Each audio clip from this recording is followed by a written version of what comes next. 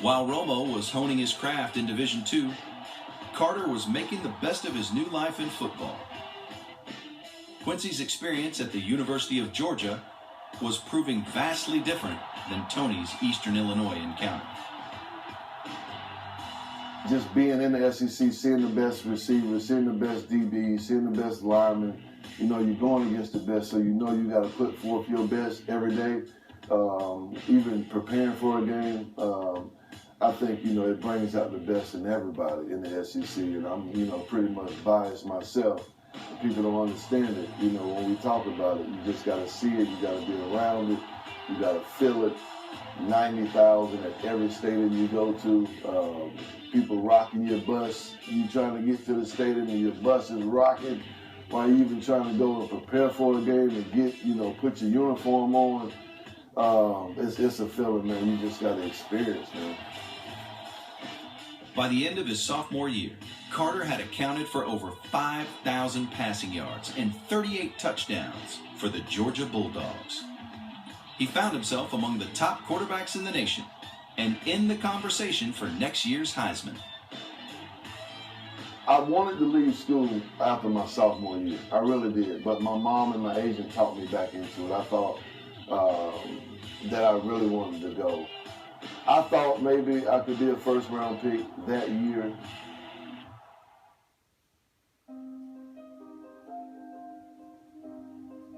Carter's decision to play one more year at Georgia backfired. A thumb injury in an October game against the University of Florida ended Quincy's season and diminished his hopes for the upcoming draft. With me being hurt, honestly, I thought I was going to be drafted like maybe third, fourth round after hearing what the pro scouts were saying about me. Quincy made the decision to forego his senior year and declare for the NFL draft. Along with concerns over his injured passing hand, rumors of off-the-field issues began to surface. There was a lot of concerns there, and they were to bring those up. And the more you dug into the player, the more it took the side of Georgia to have to convince that, no, this guy was really a quality player, a quality human being and all that. But there was a lot of concerns there.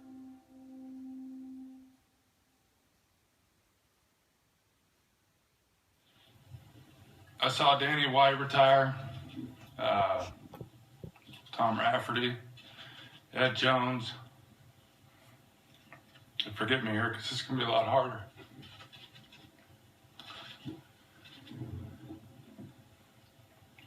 Michael Irvin, Jay Novacek, Daryl Johnston.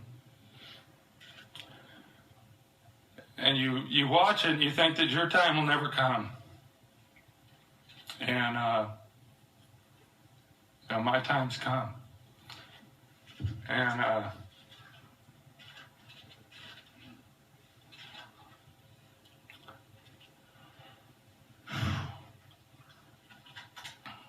today I announced my retirement from the National Football League and the Dallas Cowboys. And it was 12 of the best years of my life, professionally speaking. We had some great fun. And I look back over it, and the people that I had the chance to get to know, the friendships that we've established, walking away from that's hard.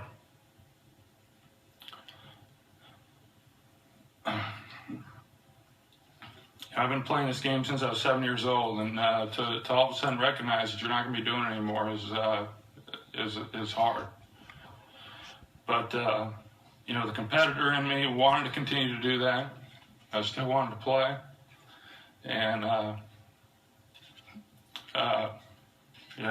just can't do it anymore.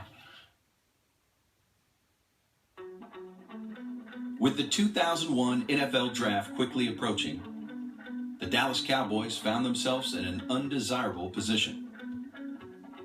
Troy Aikman, the All-Pro quarterback and leader of the Cowboys for 12 years, had retired from football, and a a viable replacement was nowhere in sight.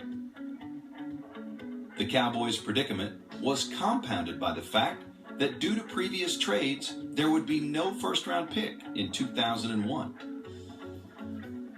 Larry Lacewell had made the determination, and Jerry, everybody's sitting down talking that, we need to make this journey. At some point in time, you're going to have to go forward, and so we were considering all options at that time, and it was going to be difficult replacing Troy, but we knew deep down inside if this team was going to be able to sustain anything, that they'd have to address the quarterback spot.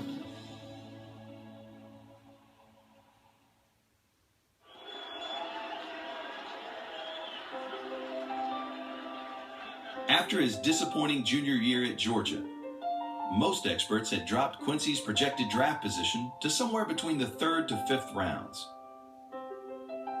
The Cowboys were in need of a quarterback, but with Michael Vick and Drew Brees off the board, the options were limited. It was decision time in Big D. We weren't going to get a first rounder, so we felt a sense of desperation, maybe too much. I think this was a decision that Jerry and Steven and Dave Campbell and them made, despite really what the scouts believed. Hey, Quincy. Yes. This is Jerry. You're a Dallas Cowboy. Thanks, Mr. Jones. Immediately after Quincy's selection, the fur began to fly. The Cowboys had used their top pick of the draft on a player that would likely have been available 2 rounds later.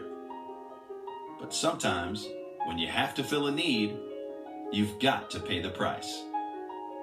I think what we knew was that he was a guy with physical gifts about whom most of the scouting reports thought the 2nd round might have been a little high to take him. Maybe we were a little too anxious, but in my opinion, if you want him, go get him. The expectation was that he was going to be, the quarterback of the future for the Cowboys, and it was knowing who the franchise quarterback in the years past was, and I was a guy who played with Troy Aikman.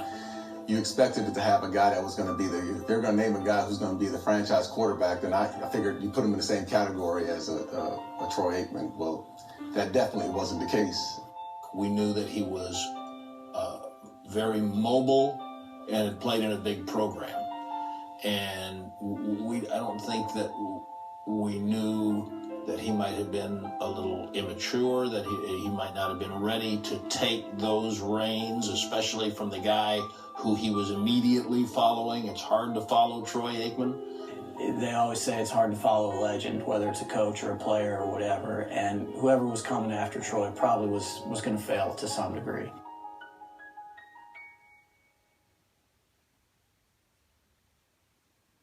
What we said yesterday stands pat. We're excited to have Quincy here. He's brings not only ability to be a quarterback, but he's also an outstanding young man, and I think that's important in that position with the Dallas Cowboys. And I think any questions you might have later I can answer, but we're excited today.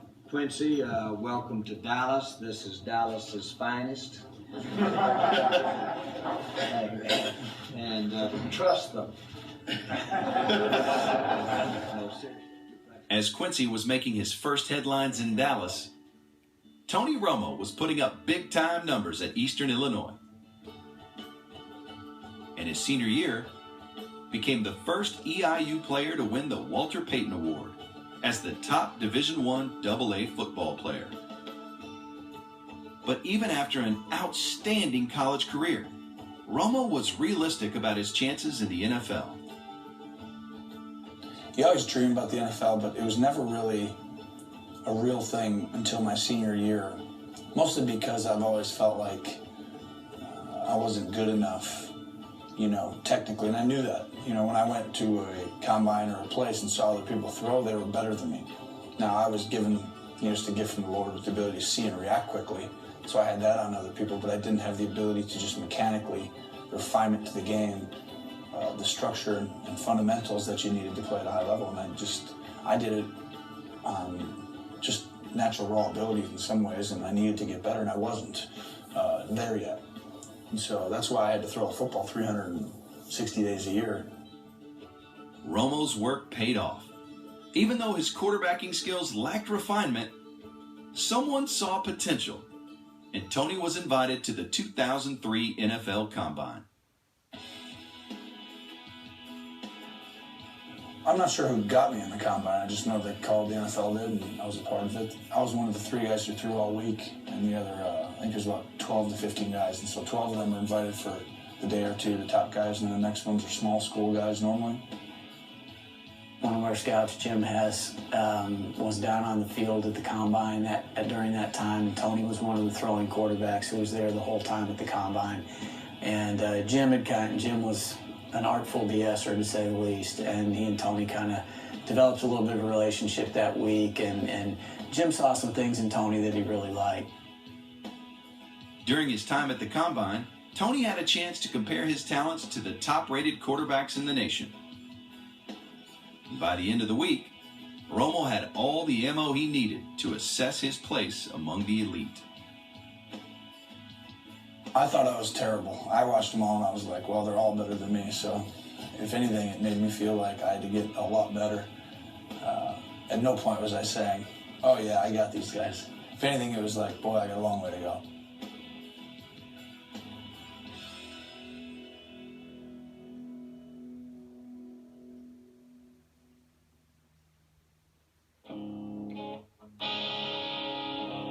Despite the controversy surrounding the 2001 draft, by the end of Quincy's rookie training camp, he had earned the position of starting quarterback for the Cowboys. But due to injuries and inconsistent performance, Quincy played in only 8 games, and Dallas ended the season with a dismal 5-11 record. The following year, Cowboys owner Jerry Jones signed another ex-baseball player, Chad Hutchinson, to compete with Carter. The guaranteed $3.1 million contract didn't sit well with Quincy. I was a little taken back by it, to be honest with you. Didn't understand it. I've been the little poster Jerry child, and then wait a minute, hold on, now he's throwing a little money over here, like uh-oh. So it bothered me a little bit, to be honest with you. Quincy ended up winning the starting job, but during a Week 7 game in Arizona, a monumentally bad decision would damage Carter's relationships with the powers that be and plant number 17 firmly on the bench for the remainder of the season. I think that Arizona heat got to my head and went down to my mouth, and my mouth just started talking or something. I don't know who that was, but it was the tone, and then it was the time, and then hell, we're talking about the owner. I think, Quincy took that opportunity to kind of express some of his frustrations, whether it be lack of reps, whether it be worrying that Chad Hutchinson was going to take over. But, to me, if you're gonna argue about your status, try to have more than 6 points on the board. I don't know why I said that. I don't. The following week, in a home game against the Seattle Seahawks, a new NFL all-time rushing leader was crowned. Emmitt Smith's 11-yard run in the fourth quarter proved one of the greatest moments in the history of the Dallas Cowboys. For Quincy, watching Chad Hutchinson make the handoff to Emmitt was a hard pill to swallow.